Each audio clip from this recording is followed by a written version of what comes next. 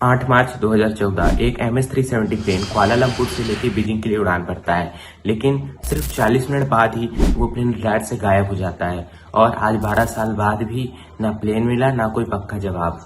इस वीडियो में हम समझेंगे कि प्लेन गायब कैसे हुआ, उसे किसने गायब किया और सबसे बड़ी थ्योरीज क्या कहती हैं। मेरा नाम है अनुजवर्धन शर्मा और यहाँ बात होती है सिर्फ सच। 8 मार्च 2014 एक बोइंग 777 प्लेन ने कुआलालंपुर से बीजिंग के लिए उड़ान भरी, जिसका नाम MS-370 था। इस प्लेन में 227 पैसेंजर और 12 क्रू मेंबर थे और कॉकपिट में थे कैप्टन जहारी अहमद शाह और फर्स्ट ऑफिसर फारिक अब्दुल हामिद। इस प्लेन को उन्हें बीजिंग पहुंचाना था, लेकिन कुछ ही सेकंड बाद वो जब टाइम 40 मिनट होता है प्लेन की उड़ान भरने के बाद, तो वो प्लेन रडार से गायब हो जाता है और उसके थोड़े समय बाद जब 1:07 पे उस प्लेन का आकाश सिस्टम भी बंद हो जाता है और 1:21 पे वो प्लेन जितने भी कम्युनिकेट कर रहा था ट्रांसपॉन्डर से वो सब भी बंद हो जाते। जो प्लेन बीजिंग जा रहा था वो एकदम से रडार से इनविजिबल हो गया और वियतनाम के जो ट्रांसपॉन्डर थे उन्होंने ये देखा कि जो प्लेन है वो एक दूसरी डायरेक्शन में मुड़ गया है, पश्चिम की डायरेक्शन में वो प्लेन मुड़ गया है, जो कि एकदम अपोजिट ही डायरेक्शन थी। जब तक मलेशियन एयरवेज को ये समझ आया कि प्लेन गायब है तब तक बहुत देर हो चुकी थी। 24 मार्च 2014 को मलेशिया के PM नजीब रजक ने एक प्रेस कॉन्फ्रेंस में बताया कि नए सैटेलाइट्स के हिसाब से प्लेन साउदर्न इंडियन ओशियन में कहीं डूब गया है, जो कि पर्थ ऑस्ट्रेलिया की तरफ से आता है और वहाँ एक रिमोट जगह है जहाँ पे कोई भी प्लेन की लैंडिंग पॉसिबल नहीं है। और उन्होंने कहा ये बहुत दुख के साथ कहना पड़ रहा है कि MS-370 उसी ओशियन में खत्म हो गया। ये अनाउंसमेंट सुनते ही बीजिंग में बैठे मलेशियन एयरलाइंस के बाहर बैठे लोगों की फैमिलीज रोने लगी और उन्होंने ये कहा कि ये नहीं हो सकता, प्लेन क्रैश नहीं हुआ है, ये गवर्नमेंट की कोई साजिश है। लेकिन सवाल ये था कि जब लोकेशन पता थी तो प्लेन मिला क्यों नहीं।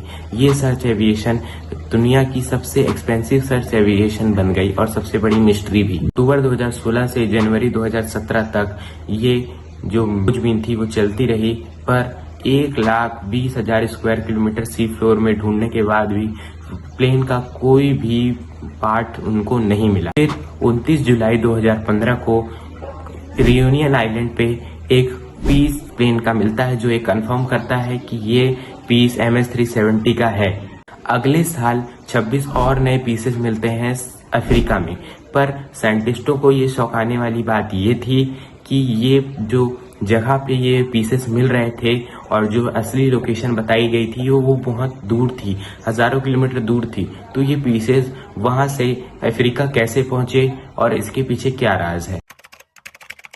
जब प्लेन मिला नहीं तो लोगों के पास सिर्फ थ्योरीज रह गई और उनमें से ही 4 बड़ी थ्योरीज ये कहती हैं कि सबसे ज्यादा डिस्कस होने वाली थ्योरी ये है कि कॉकपिट में बैठे किसी व्यक्ति ने इस प्लेन का जो लोकेशन था और जो डायरेक्शन थी उसे चेंज कर दिया था। यानी कैप्टन जहारी अहमद शाह के ऊपर ये इल्जाम लगाया जा रहा था कि उन्होंने इस प्लेन की डायरेक्शन चेंज कर दी और उनमें ये भी था कि उनके घर पे एक फ्लाइट सिमुलेटर मिला जो कि MS-370 के रूट से मिलता जुलता था।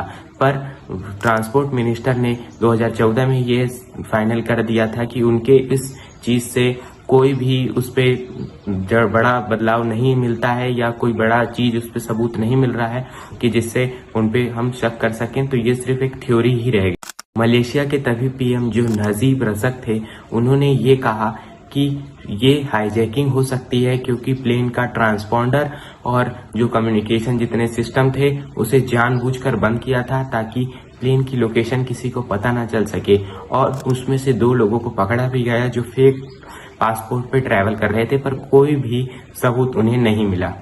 एक थ्योरी ये भी कहती है कि प्लेन में कोई गड़बड़ी हो गई हो या कोई प्रेशराइजेशन या फायर के इमरजेंसी आई हो, जिससे क्रू जो है वो घबरा गए हों और उन्होंने ऑटो पायलट मोड में प्लेन को उड़ने दिया हो जब तक फ्यूल खत्म नहीं हो जाता। पर एक थ्योरी ये भी कहती है कि अगर ये ऐसा हुआ तो क्रू मेंबर्स को नीचे लैंड में इंफॉर्मेशन पहुंचाने का समय मिलना चाहिए था, पर इंफॉर्मेशन नहीं मिली।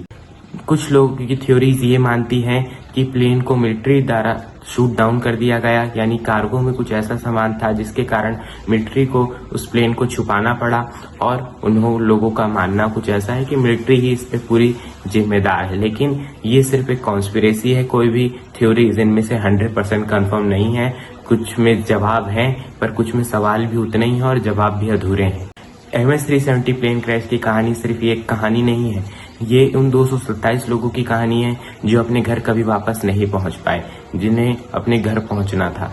ये गवर्नमेंट फेलियर की भी एक कहानी है कि गवर्नमेंट ने उस चीज को नहीं ढूंढ पाया और सही समय पे उस चीज पे काम नहीं कर पाए। मलेशिया ने उस समय 2024 में ये भी कहा था कि अगर कोई पक्का एविडेंस मिलता है तो सर्च फिर से शुरू होगी, लेकिन आज 2026 में भी कोई सर्च शुरू नहीं की गई। शायद हम कभी पूरा सच जान ही नहीं पाएंगे। तुम्हें क्या लगता है, इनमें से कौन सी थ्योरी सबसे ज्यादा सही है और सबसे सही बैठ रही है? सब्सक्राइब करो और अगले वीडियो में फिर से मिलेंगे और फिर से कोई एक नई थ्योरी और नई कहानी को लाएंगे जो आप लोगों को नहीं पता और जिसका सच अभी तक छुपाया गया है।